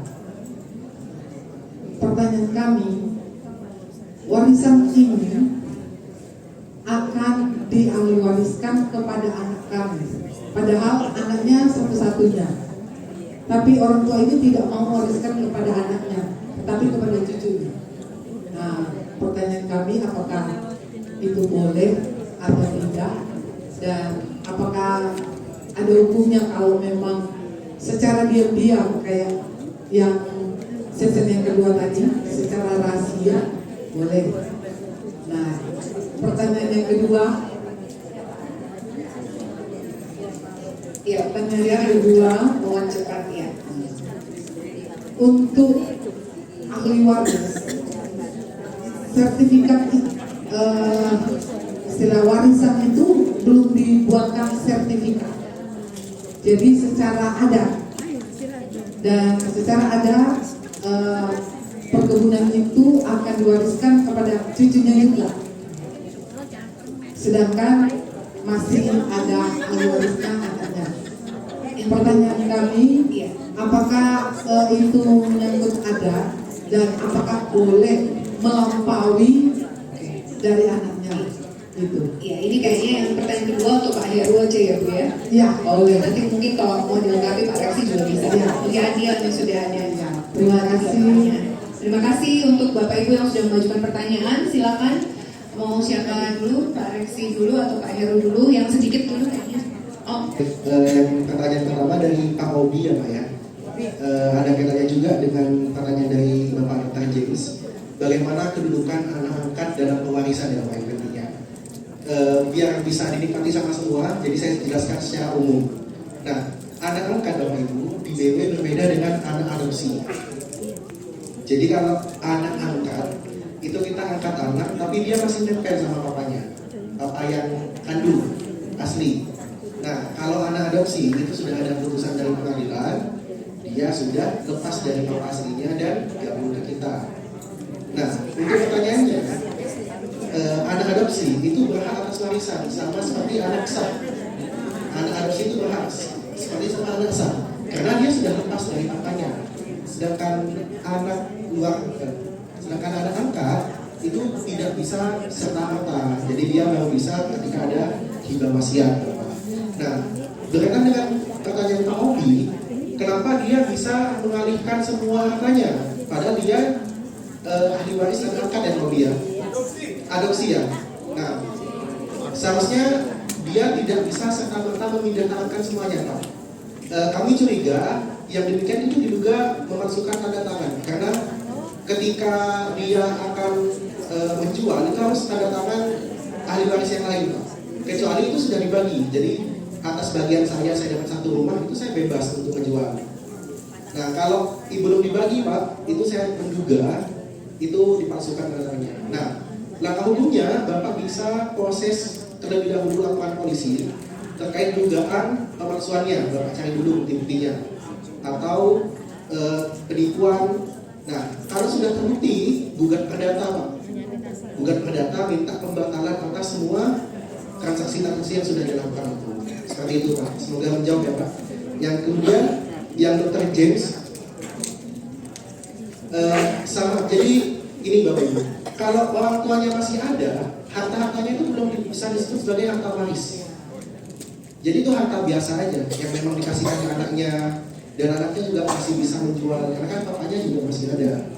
Nah harta waris itu kapan? Ketika saya sudah meninggal. Nah saya sudah meninggal, timbullah harta waris terhadap harta-harta saya. Nah untuk yang demikian baru bisa diurus harta warisnya seperti itu ya. Kemudian yang Ibu Megi, boleh nggak langsung memberikan harta warisan itu ke cucu? Jawabannya tidak boleh, karena dia itu tidak bisa menggantikan sebelum papanya meninggal. Kalau papanya sudah meninggal, Ibu Megi, itu boleh ke cucu. Andai kata melalui wasiat tadi ditulis langsung ke cucu, itu juga tetap tidak boleh. Nah, karena cucu kan anggapannya masih kecil di bawah umur, dia juga tidak berhak atas tanah. Oh sudah dewasa. Nah jika sudah dewasa juga tidak bisa langsung karena dia bukan langsung menggantikan seperti itu, kecuali papanya sudah meninggal. Nah itu papanya nanti bisa menggugat. Tapi karena kekeluargaan, ngapain ya? Lebih baik didiskusikan seperti itu. Saya rasa cukup Bapak Ibu.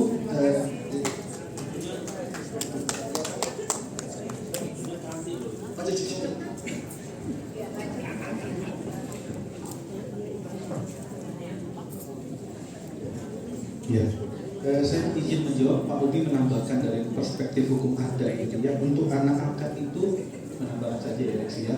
Jadi sebenarnya kalau dilihat perspektif ada dua anak angkat. Anak angkat yang meneruskan garis keturunan itu pasti berhak menerima waris. Tapi kalau tidak meneruskan garis keturunan, sebenarnya harus diutamakan dulu anak-anak kandung dari si pewaris orang tuanya tadi. Itu yang mungkin itu dari perspektif hukum adat. Entah nanti mana yang mau dipilih, hukum adat atau hukum adatnya atau perdata, itu kembali kepada para pihak yang bersengketa, gitu ya. Nah kemudian tadi yang ibu siapa ya tadi saya konsultasi Ibu Ivon. ya, Ivon. yang tadi Ivon ya Bu ya. Ini sebenarnya ini ke saya ya Bu ya, dalam perspektif adat. Ini seperti kan kasusnya tadi tidak lengkap ya, mungkin nanti bisa dikonsultasikan. Pertanyaan saya tadi memang agak saya tunggu belakangan karena menyangkut dari sesi pertama. Saya pikir bisa jadi case study buat kita, tapi tidak apa-apa. Waktu nanti saya tanya di belakang. Ya, aja.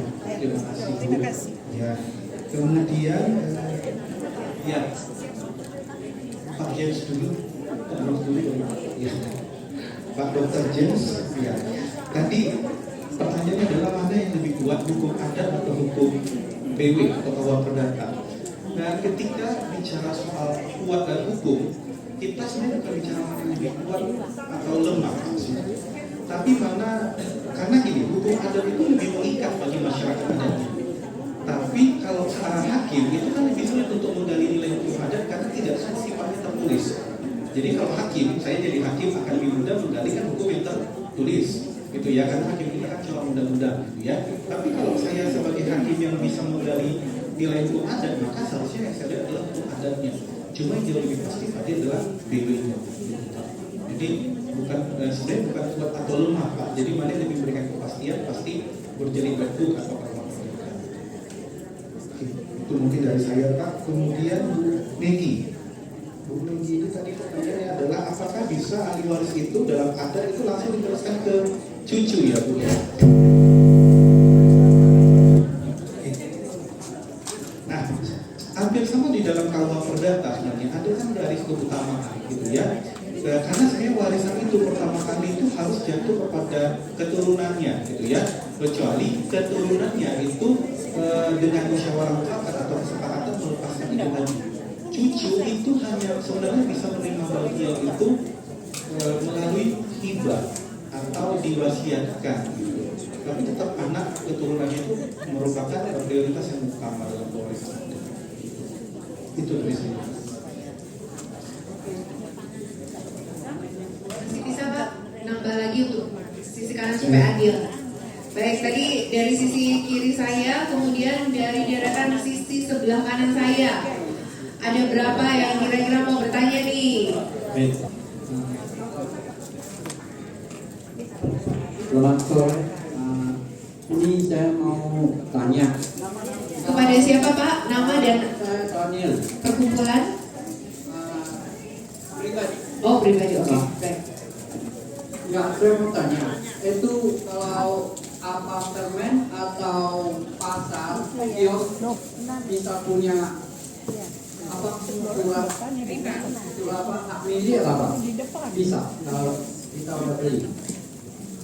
Itu aja pertanyaannya. Maksudnya, Apartemen, kios. Kios, ya nggak apa-apa ditampung dulu. nah, kios di pasar, bisa punya hak surat hak milik bisa. Iya, ini sebenarnya yang pertama, sesi pertama tadi Pak. Iya, oke, nanti ditampung Pak. Iya, nanti bisa lanjut konsultasi di belakang ya Pak. Silakan yang kedua. Ya. Selamat sore. Nama Pak Peki dari Perkumpulan Makom.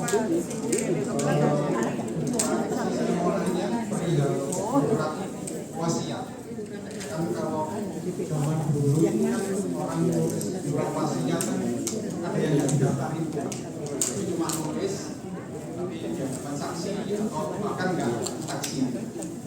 Itu gimana ya Pak untuk memvalidasi legalitas atas surat wasiat itu?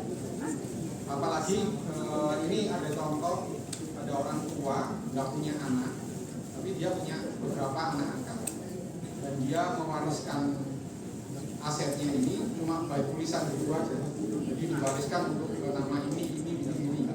Nah, untuk memvalidasi itu padahal kita nggak menyerahkan itu ke notaris Terus untuk yang kedua Pak Heru, hukum adat ya Pak. Biar hukum adat itu bisa diterima kalau kita ngomong hubungan pewaris sama sertifikasi tanah elektronik. Kan berarti kalau kita sudah memutuskan memakai hukum adat untuk masuk ke proses sertifikasi itu legalitasnya apa Pak yang diperlukan? Maksudnya kan kalau kita ngomong hukum pakai KUHP kan ada bukti-buktinya tuh. Nah, kalau hukum adat gimana ya Pak untuk penyelesaian? Terima kasih. Baik, terima kasih Pak Peggy. Silakan Bu.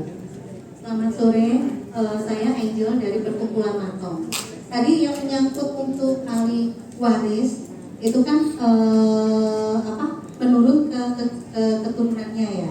Nah di sini saya seorang ibu yang bersingle parent dan mempunyai anak yang berkebutuhan khusus. Tindakan apa yang harus saya ambil untuk untuk mewarisi apa yang saya hasilkan selama ini? Baik, terima kasih Bu. Ya cukup 3, gitu ya Pak Stephen, cukup. Ya, dijawab dulu. Terus yang sudah bertanya tadi, silakan berhubungan dengan panitia. Baik, silakan Mbak Rexi atau Pak Heru. Yang pertama untuk Bapak Daniel, apartemen sama kios itu kalau apartemen bisa Pak dimiliki, tapi kalau kios sewa itu ya Pak, setahu saya. Sudah dibeli, nah itu kita harus lihat dulu perjanjian jual belinya Pak, karena sependek sepengetahuan saya kios itu miliknya Pemkot Desa di Surabaya. Nah itu tidak bisa diperjualbelikan Bapak seharusnya. Nanti kita Bapak silakan konsultasi di grup belakang, nanti kita bantu. Karena kita harus melihat bukti-buktinya terlebih dahulu Pak. Nah kemudian yang kedua, Bapak Peggy surat wasiat tapi tidak dinotariskan. Apakah sah? Tetap sah.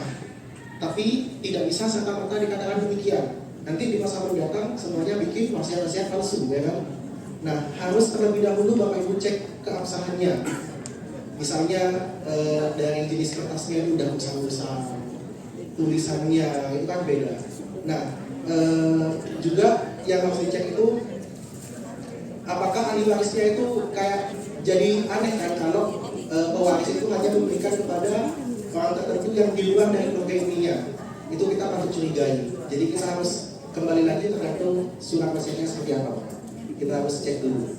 Kemudian yang Ibu Angel mengenai anak berkebutuhan khusus, menurut saya anak berkebutuhan khusus tidak bisa serta-merta mewaris karena saya yakin dia masih di bawah kemampuan kan istilahnya kalau di dalam hukum perdata. Jadi kalau ibu memiliki saudara, baik saudara ibu bisa memberikan anggap titip lah, wasiat lah, titip untuk diuruskan ketika saya meninggal nanti. Nah, nanti harta warisnya ibu bisa wasiatkan untuk anak tersebut melalui kuasanya. Ya, bisa ke saudaranya. Bapak Ibu juga kalau nanti masih ingin bertanya, bisa ke belakang atau menghubungi Kak. Di PPT itu tadi ada di bagian akhir, ya ada kontak saya. Nanti Bapak Ibu bisa bertanya. Oh ya. Bisa. Sekian. Oke, saya ingin menjawab Pak Peggy ya Pak ya. Ini menanya legalitas terkait tentang adat ya. Kalau tadi sertifikat tanah itu adalah legalitasnya gitu ya. Kalau di hukum adat bagaimana? Gitu maksudnya ya Pak.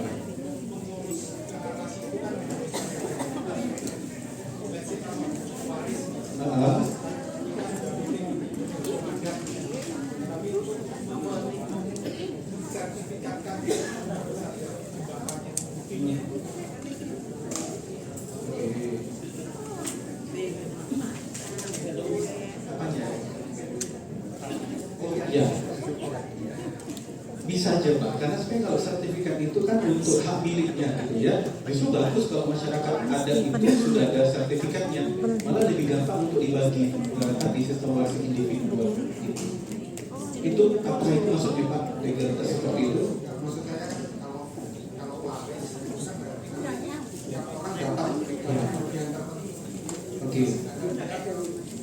kalau sertifikat itu kan di atas nama bapaknya mau di nama anaknya. Nah, kalau hukum adat itu berdasarkan apa ya? Membalik itu.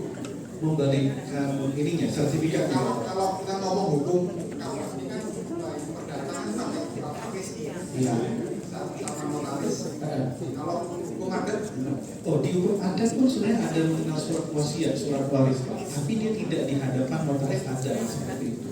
Dia di hadapan lembaga tua. Tadi yang saya sampaikan, nanti dicatat, tapi harus ada saksi. Nah, saksi ini bukan orang sembarangan, harus di kerabatnya yang dikeluarkan atau memang ketua adat yang punya pemahaman tentang pembagian waris tersebut. Nah, itu bisa digunakan jadi bukti-bukti nanti untuk digali di muka pengadilan. Kalau dia sengketa ya. Tapi kalau nggak ada masalah kan kita nggak sampai ke situ. Ya, diterima. Terima kasih. Ya, sama-sama. Nah, tadi sebenarnya ada kaitan yang anak berkebutuhan khusus Ibu siapa? Ibu Angel ya. Ibu Angel mungkin kalau di dalam hukum perdata memang anak berkebutuhan khusus itu kan di bawah pengakuan. Karena saya sebenarnya juga riset saya dari S1 S2 itu adalah disabilitas, bukan disabilitas ya. Di beberapa masyarakat adat yang saya temukan sebenarnya mereka masih memberikan hak waris kepada anak berkebutuhan khusus. Cuma betul tadi diuruskan oleh keluarganya yang memang mampu untuk mengurus itu. Supaya harta itu tadi kan betul-betul tepat daya gunanya. Itu.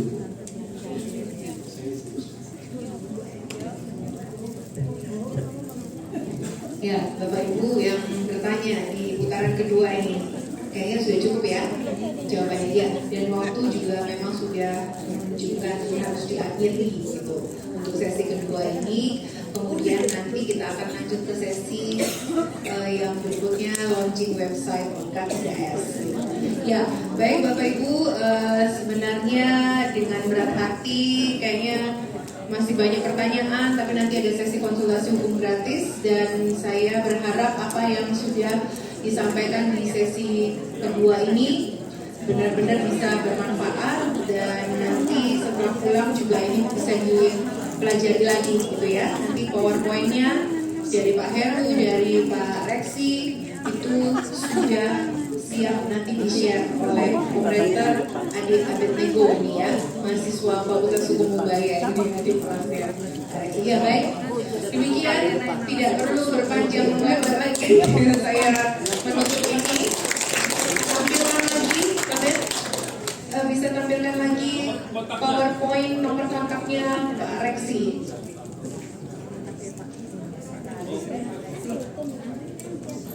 Silakan dicatat. Bagian terakhir ini ada Pak Reksi, ada Pak Lisandi, ada Pak Christian, ada Pak siapa tuh di belakang ada Benam, ada juga yang kenotariatan di sana.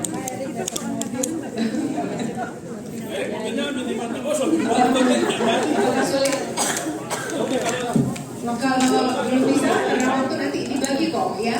Ya, terima kasih juga kepada Ibu Mika selaku MC sudah bisa diakhiri. Saya limpahkan lagi ke Bu Mika selaku MC. Terima kasih Bapak Ibu. Mohon maaf kalau ada kurang-kurangnya dari sesi kedua ini. Terima kasih untuk Pak Reksi dan terima kasih untuk Pak Heru. Saya di sini sebagai moderator, saya pasukannya kan 3S kalau di sini, bukan ketua pusat. Ya, baik. Terima kasih Bapak Ibu. Silakan. Terima kasih Bu Sonya.